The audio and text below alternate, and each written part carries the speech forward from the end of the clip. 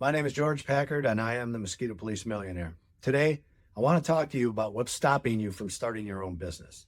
I want to ask you that question. It could be a lot of things, right? With a lot of people, it's the money. They don't have the money to start their own business, right?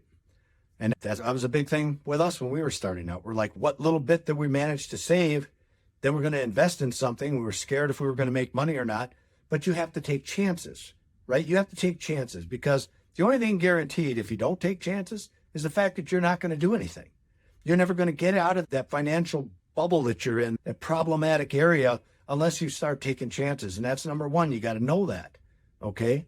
Number two, maybe you're just afraid. Maybe you're afraid that I'll lose that little bit of money that I worked so hard to put aside. I get that too. We have the same feeling. We worried about that all the time as well. And that's a big problem. But again, you got to work yourself through that fear.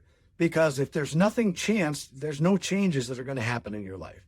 In order to make changes, or in order to have change in your life, you have to make changes, okay? Maybe you don't know what business to get in. I've been down that road many times. I didn't know what business to get in. I didn't even think I'd be in the mosquito police business. And it turns out it was one of the best things that I ever did in my life. Here's a thought. How about you guys take all those things that worry you and stick them on a shelf for a minute?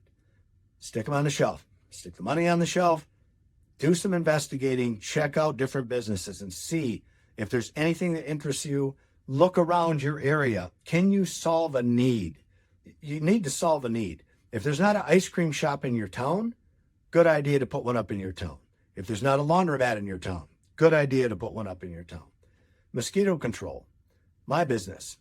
Such a good business for us because the point of entry is harder than different businesses because of the licensing that goes into it.